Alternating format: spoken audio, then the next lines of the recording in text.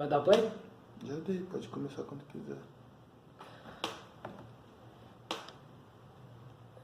Então, esse aqui vai ser um trabalho para a disciplina Direito do Idoso, na UF, que eu vou associar esse livro do Norbert Elias, A Solidão dos Moribundos, com um fenômeno constante no cotidiano, que é justamente o choque de gerações entre os idosos e as pessoas mais jovens, e, consequentemente, esse distanciamento das pessoas mais jovens dos idosos.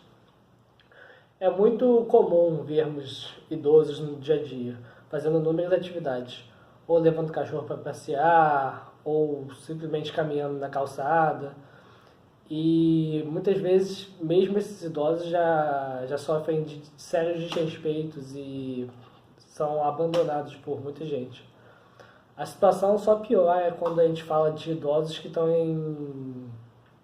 doentes, ou situação de cama, ou com algum problema que leve a esse idoso uma situação que ele esteja perto da morte.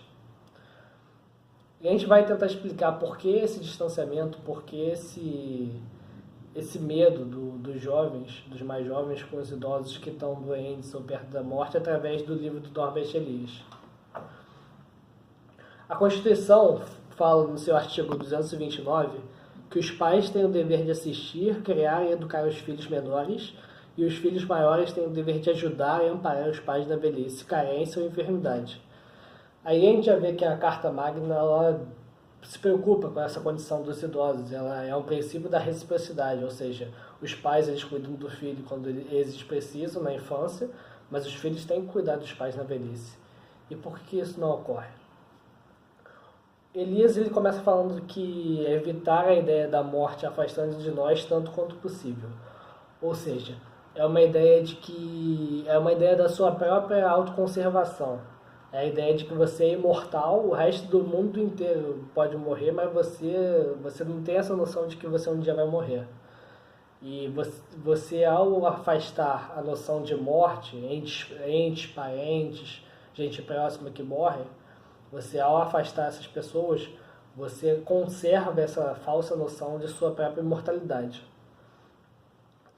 Depois o Elias ele fala que a fragilidade e a decadência do que está prestes a morrer acaba isolando ele, porque ele se vê numa condição única, exclusiva, que ninguém ali consegue entender o que ele está sentindo, o que ele está passando.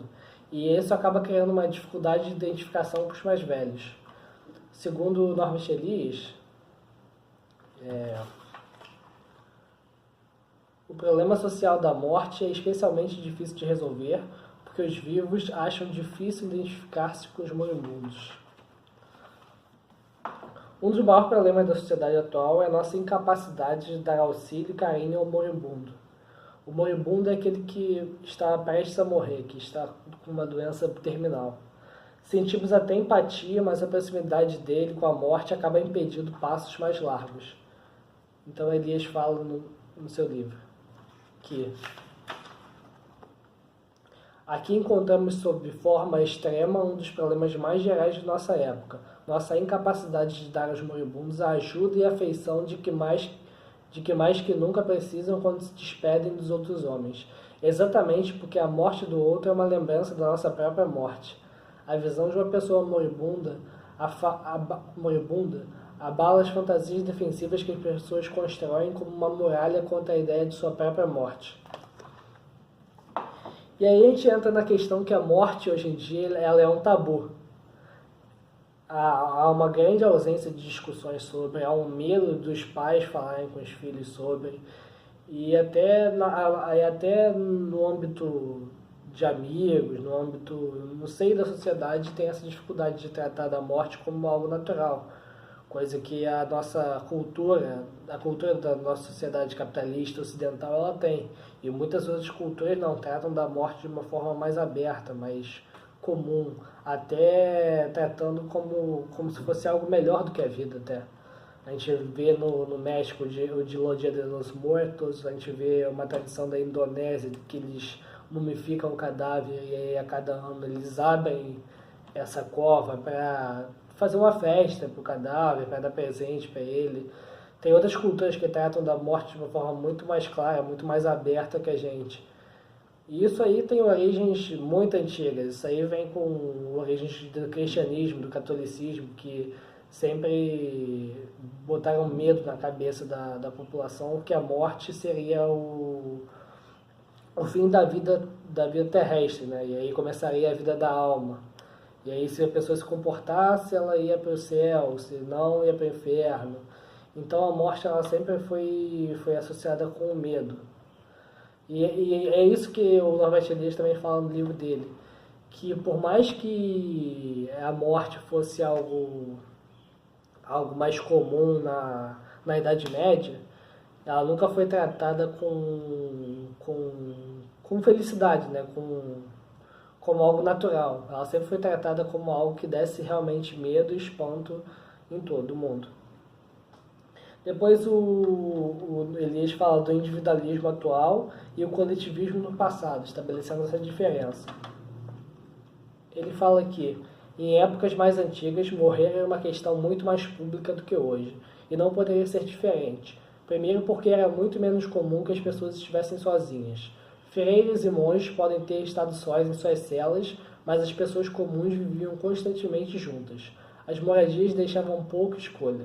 Nascimento e morte, como outros aspectos animais da vida humana, eram eventos mais públicos e, portanto, mais sociáveis que hoje. Eram menos privatizados. E ele fala do desconforto e da falta de palavras com que estão perto da morte. Ele fala aqui: intimamente ligado em nossos dias, a maior exclusão possível da morte dos moribundos da vida social e a ocultação dos moribundos dos outros, particularmente das crianças, há um desconforto peculiar sentido pelos vivos na presença dos moribundos. Muitas vezes não sabem o que dizer. A gama de palavras disponíveis para uso nessas ocasiões é relativamente exígua. O embaraço bloqueia as palavras. Para os moribundos, essa pode ser uma experiência amarga. Ainda vivos, já haviam sido abandonados. Mas mesmo aqui, o problema que a proximidade da morte e a morte colocam para os que ficam não existe isoladamente. A reticência e a falta de espontaneidade na expressão de sentimentos de simpatia nas situações críticas de outras pessoas não se limitam à presença de alguém que está morrendo de luto. Em nosso estágio de civilização, manifesta-se em muitas ocasiões que demandam a expressão de forte participação emocional sem perda do autocontrole. Algo semelhante ocorre em situações de amor e de ternura. Ou seja, o que ele fala é que a falta de preparo, porque pela morte ser um tabu, a falta de preparo ao lidar com essa questão acaba criando um abismo maior ainda entre as pessoas, entre aquele que está prestes a morrer e aquele que está lá, tá acompanhando. Ele não sabe o que dizer, ele não sabe o que fazer, ele não sabe como acalentar o coração dessa pessoa que está morrendo, porque ele não foi preparado para isso, porque a morte é um tabu. É efeito borboleta, toda ação gera uma consequência. E por fim, que eu acho importante destacar no livro do Elias é a padronização das emoções, domar as emoções fortes. É necessário mais sentimento para que as palavras não sejam vazias para quem vai partir. Ele diz: no presente, aqueles que são próximos dos moribundos muitas vezes não têm capacidade de apoiá-los e confortá-los, com a prova de sua afeição e ternura. Acham difícil apertar a mão de um moribundo ou acariciá-lo, proporcionar-lhe uma sensação de proteção e pertencimento ainda. O crescente tabu da civilização em relação à expressão de sentimentos espontâneos e fortes trava suas línguas e mãos, e os viventes podem, de maneira semiconsciente, sentir que a morte é contagiosa e ameaçadora. Afastam-se involuntariamente dos moribundos. Mas, para os íntimos que se vão, um gesto de afeição é talvez a maior ajuda, ao lado do alívio da dor física que os que ficam podem proporcionar. Aí o Elias ele já entra num lado mais sensível. Ele fala que esse afastamento é muito prejudicial para quem morre, porque esse que morre ele só precisa de um afeto, de um carinho. Isso seria o suficiente para ele, muito melhor do que a pessoa dar bem material, então cuidar dela à distância. Um gesto de carinho, de afeição, seria o essencial para aquele que vai partir com o coração em paz. Essa é a parte sensível do Norbert Elias. Então, concluindo, o que o Norbert Elias quis dizer com esse livro que a gente entende e pode solucionar nosso principal tema ele quis dizer que o tabu, a morte causa medo, a morte causa espanto e as pessoas querem justamente se distanciar dela porque há um tabu na sociedade que nós não conversamos sobre a morte.